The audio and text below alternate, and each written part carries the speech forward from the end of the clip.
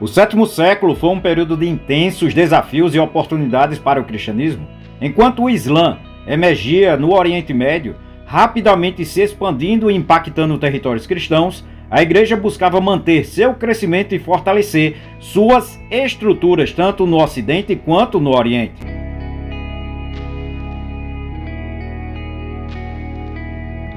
Esse século foi marcado por esforços significativos de evangelização entre os povos europeus, especialmente nas Ilhas Britânicas e nas regiões germânicas. No entanto, dificuldades teológicas e heresias também trouxeram grandes desafios.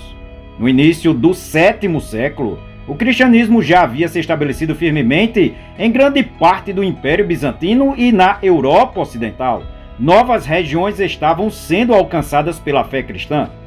Uma das áreas mais significativas de expansão foi a Ilha da Bretanha, onde missionários cristãos continuaram a evangelizar os povos anglo-saxões. Esse processo, iniciado no século anterior, foi intensificado pelo trabalho de figuras como Agostinho de Cantuária, que foi enviado no final do sexto século e cuja obra de conversão se consolidou durante o sétimo século. Na Irlanda, o cristianismo também floresceu sob influência de monges irlandeses, entre eles Columbano, que desempenhou um papel crucial na revitalização do cristianismo tanto na Irlanda quanto no continente europeu. Columbano e seus seguidores fundaram diversos monastérios e promoveram a vida monástica como centro espiritual e cultural, ajudando a preservar o legado cristão em tempos de instabilidade política. Além disso, a evangelização avançou para regiões germânicas e os territórios dos francos, que haviam se tornado uma força dominante na Europa Ocidental. A aliança entre a Igreja e os governantes francos, especialmente sob Dagoberto I, fortaleceu o cristianismo entre os francos e facilitou a expansão missionária nas regiões vizinhas. No entanto, um dos eventos mais significativos do sétimo século foi o surgimento do Islã, no início dos anos 600.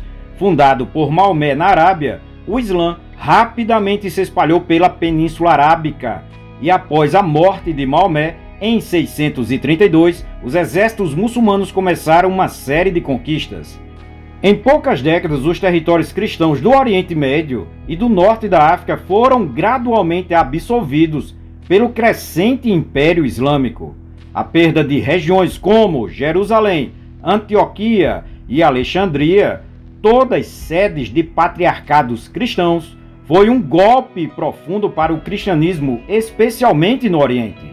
Embora as comunidades cristãs tenham continuado a existir sob o domínio muçulmano, muitas foram marginalizadas e perderam sua influência política. A expansão islâmica redefiniu o mapa religioso do Mediterrâneo e desafiou a hegemonia cristã nessas regiões. Enquanto o Oriente enfrentava a pressão do Islã, a Igreja no Ocidente continuava a se consolidar. O sétimo século viu o fortalecimento da autoridade papal, com os papas desempenhando um papel cada vez mais importante tanto na política quanto na teologia.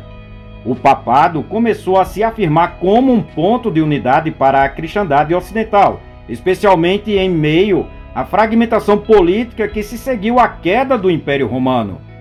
A organização monástica também se tornou um pilar fundamental da Igreja no Ocidente.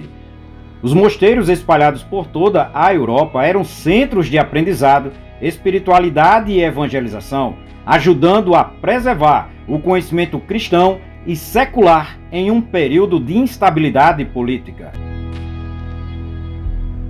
Além disso, os monges eram os principais agentes da evangelização entre os povos pagãos da Europa. Como em séculos anteriores, o cristianismo enfrentou desafios teológicos significativos no sétimo século. Uma das principais controvérsias teológicas desse período foi a disputa monotelita, uma heresia que surgiu no Oriente.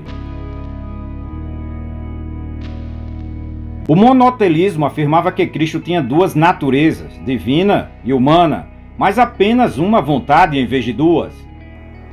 Essa doutrina foi proposta como uma tentativa de reconciliar as diferenças entre os cristãos calcedonianos, que seguiam as definições do Concílio de Calcedônia de 451, e os monofisistas, que acreditavam que Cristo tinha apenas uma natureza divina.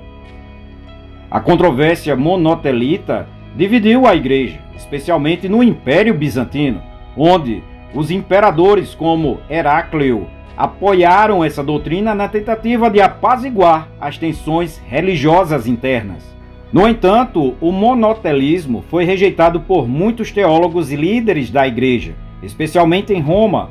O Papa Martinho I condenou abertamente essa doutrina como heresia e convocou um sínodo em 649 que reafirmou a doutrina das duas vontades de Cristo. Essa postura firme do papado fortaleceu a autoridade de Roma, mas também levou a perseguições por parte do imperador bizantino, que exilou Martinho I.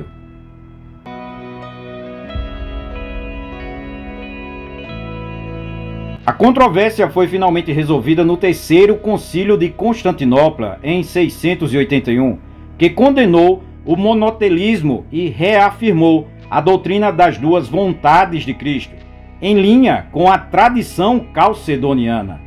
No entanto, as divisões causadas por essa heresia deixaram marcas profundas na Igreja, especialmente no Oriente, onde as tensões teológicas continuaram a ser uma questão complexa.